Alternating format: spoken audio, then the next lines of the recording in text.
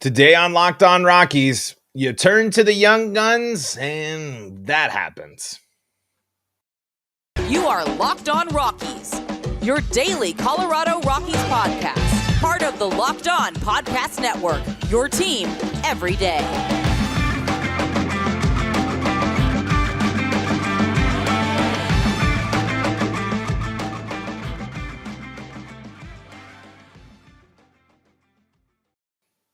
Rock on Rockies fans, welcome into the Locked On Rockies podcast for today, the 20th day of September in the year 2022. I am your Rockies fan extraordinaire, Paul Holden, bringing you all sorts of Rockies talk on your daily Colorado Rockies podcast, the Locked On Rockies podcast, where you can find your team every day. And if your team is the Colorado Rockies, well, guess what? You are in the right spot. Yes, that's right, folks. You're in the right spot because that's what we do here every single day. We talk about the Colorado Rockies with you live on the Locked On Rockies YouTube channel. You can subscribe to Locked On Rockies to know when we go live. And you can also follow us on Twitter at LO Rockies. You can also follow us. Follow me, the host, Paul Holden, at Paul Holden 33. And you're like, who the heck is this guy? Well, I'm your Rockies fan extraordinaire, Paul Holden, bringing you your daily Colorado Rockies talk for 2 seasons now, and been following this team my entire life. Yes, that's right. I am a Rockies fan, just like you all out there tuning in. And today on Locked On Rockies, we got to talk about that meltdown last night and how it's an example of the Rockies really the biggest missed opportunities with no trades for any of their players other than since the Nolan trade, really, and since they decided to drastically go in a different direction is they turn to the future, the young arms, and there's just really no one that is blowing you away. There's no one that's exciting in the bullpen. There's no one that's coming up right now that makes you feel super enthusiastic. There's no young flame-throwing arm that's coming up that's going to make it. There's not even there's not even left-handed pitching coming up, or that much left-handed pitching coming up. And it's an example of that is a glaring issue with the draft and develop mindset. The Rockies have some really exciting and interesting pieces in the positions, and also have players under contract. Again, I'm of the mindset of we still have kind of the right starting pitchers, quote unquote, some of them, not all of them. It's just the philosophy and the way they're being used right now is not the right way. But the bullpen is an issue. Carlos Estevez has been better. Daniel Bard's been re-signed, and Daniel Bard has 30 saves. Daniel Bard has been fine. But outside of those two arms, you're really not that confident. I mean, and Austin Gomber's one thing. I mean, he's not necessarily who I'm talking about. I'm talking about pitchers that are really only going to come in for an inning or two. I mean, Gomber hasn't really done that in quite a bit. And honestly, when was the last time Austin Gomber even appeared in a game? It's been 9 days since Austin Gomber's last appearance against the Diamondbacks, and I'm going to dive into that disappointment factor there. But yeah, put Gomber in there. What of this bullpen necessarily makes you super excited? There isn't really anything at all. I mean, there's nothing that I can think of. I haven't seen anything outside of a couple of flashes of Jake Bird, perhaps. But then you look at Bird here in this season, and he's been pretty good over his last 7 games and over the last 10 innings that he's pitched. Last night, not so much, when he's only given up the 3 earned runs, striking out 10 compared to the 4 walks, but 4 walks in 10 innings with 7 hits. They're still getting on. There's nothing about the current state of or the future or these next pitchers that makes me all that excited. I am still really intrigued by Justin Lawrence, even though I would have to say I've cooled off my expectations for Lawrence. I think his delivery and what he can bring to the Rockies still is interesting, but he's probably, I'd say, the most interesting one. At least there's something unique about him. But it's just, you can't go. Chad Kuhl doesn't have a great start. Allows the 5 earned runs and 8 hits, but By the time that he is out of the ball game, the Rockies are in the lead, but the Giants never went away, but the Rockies are still in the lead. And this bullpen has shown Chad Smith's also been pretty good as well for in a couple of appearances for the Rockies. But they haven't necessarily. Chad Smith hasn't been that great. Who am I saying?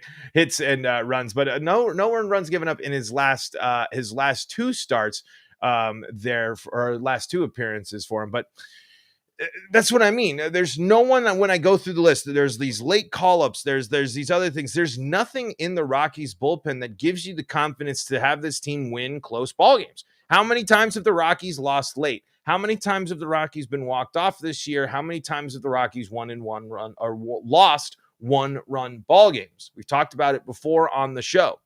It's clearly an issue. It's a tough spot to be in for the Rockies with this bullpen. There's at least there's a lot of holes, there's a lot of question marks, but there's no more glaring issues than middle relief and back half of the bullpen. There should really be no clarity for the Colorado Rockies outside of three of their starters in Senza, Freeland, and Marquez.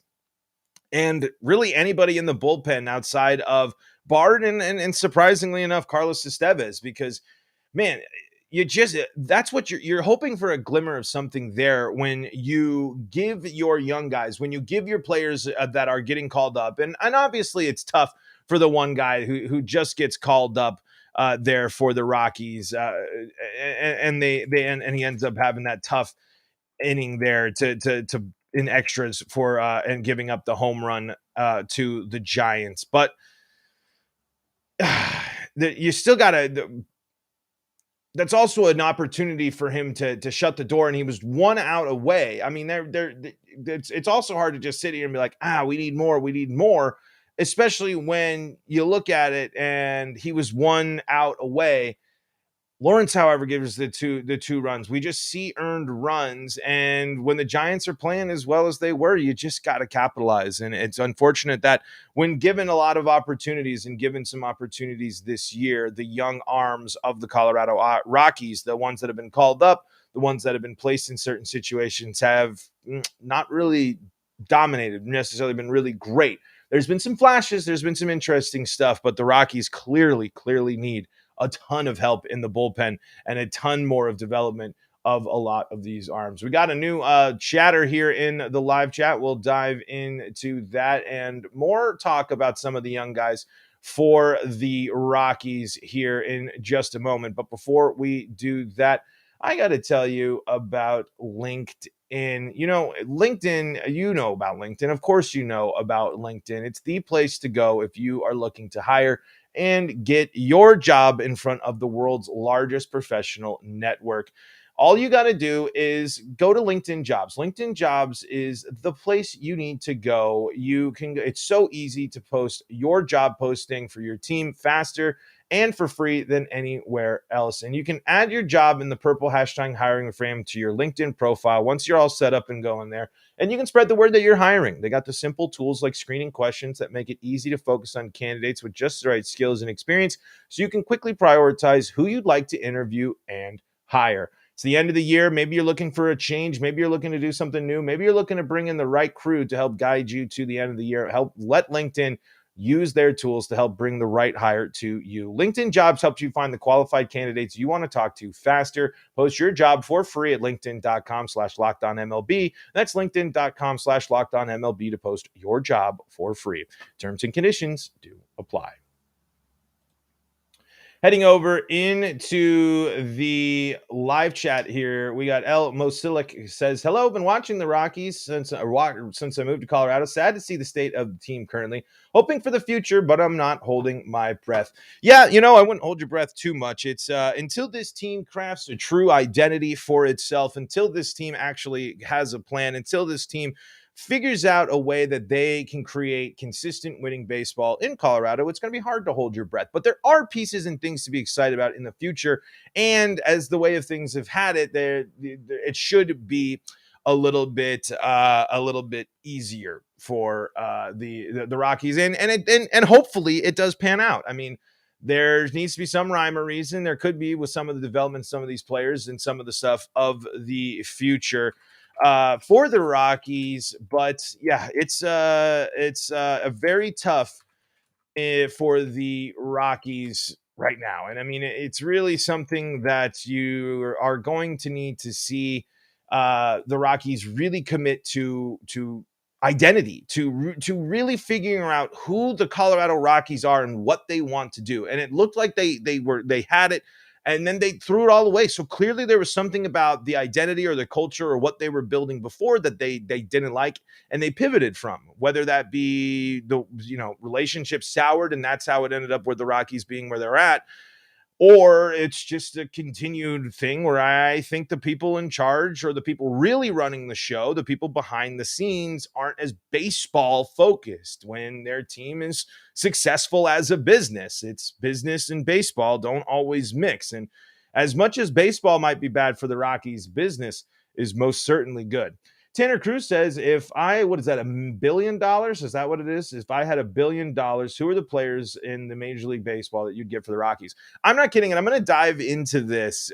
We're going to do way more about this. I actually am planning a fun crossover with Locked On Yankees here for a little preview. And I say this not necessarily as a joke. The Rockies should get Aaron Judge.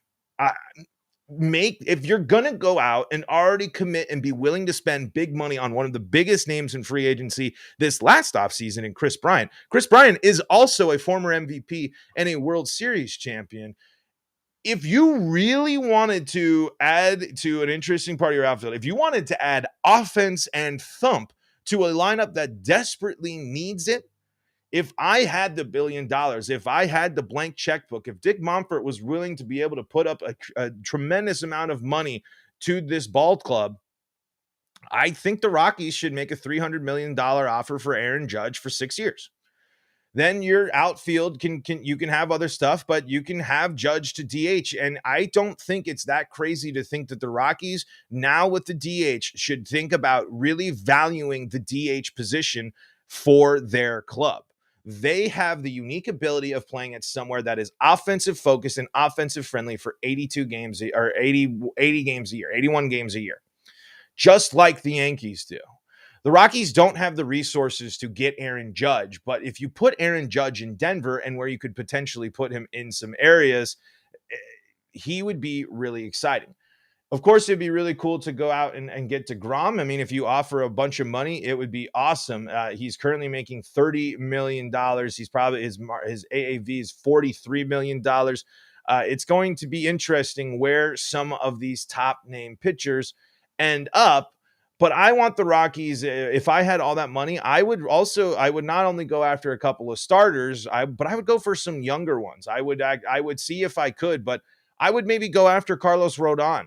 I would go and of course you want to see if you can get a DeGrom or a Verlander to anchor your rotation, but you want to get some players. If you were to do the hypothetical $1 billion, go out there and see if you can get some younger players and get them to be on the team for a little bit longer, especially because you need to build for longevity. The Rockies right now, if you were to be in a hypothetical $1 billion buy-in situation, you got to look at how the team is constructed right now and how to build around it. Are you going to spend all this on starting pitching when in reality you have 3 major league ready starters?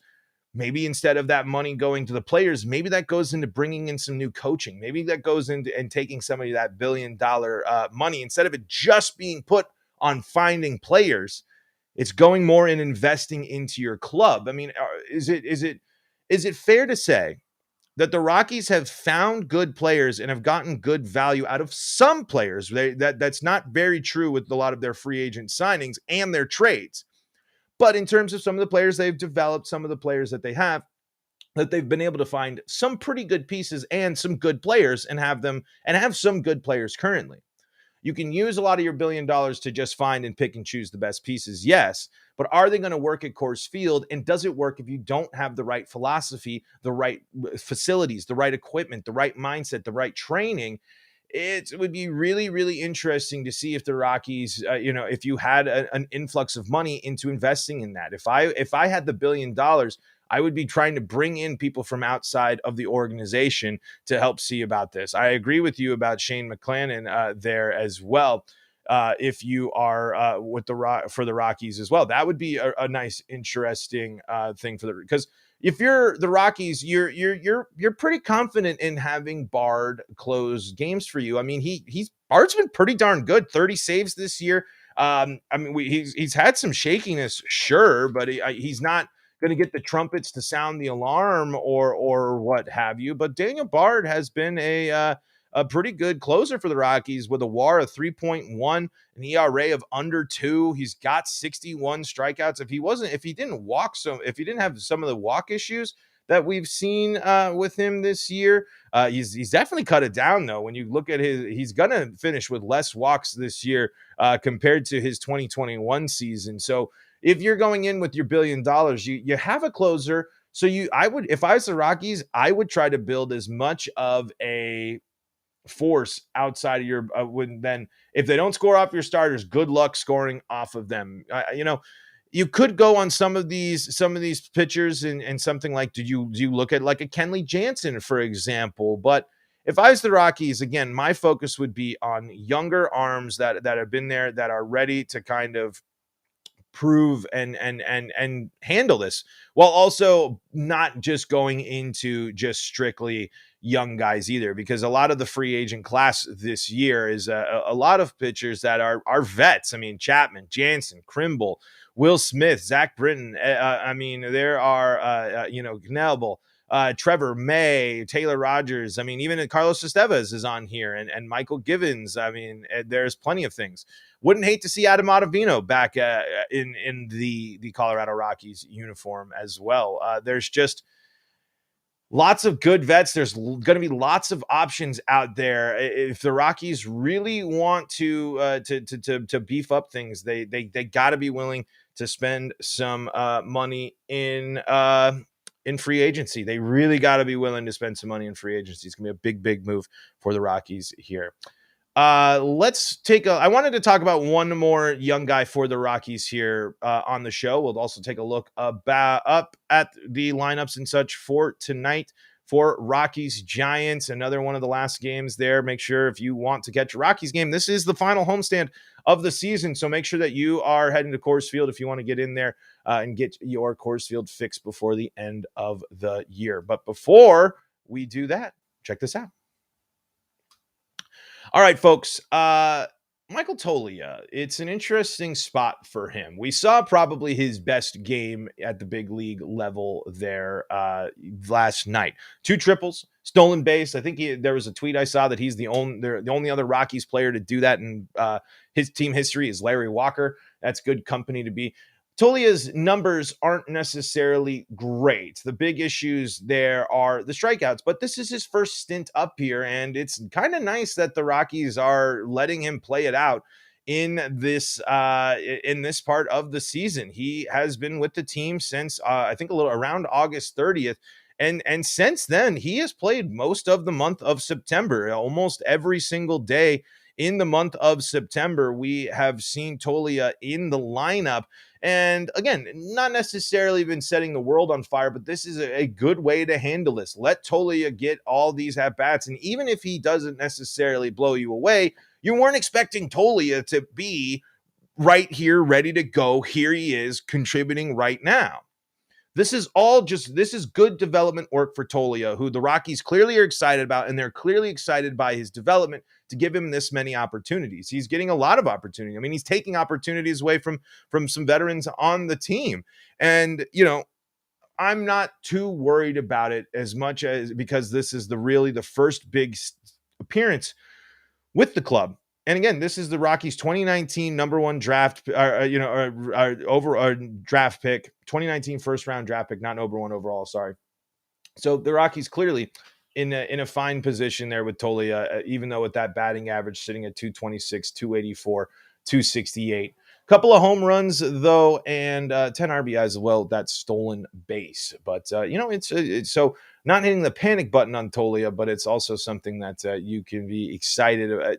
You're excited that the Rockies are actually giving the kid some playing time. So let's dive into the live chat here, take a quick look at the matchups, and then wrap this baby up for today.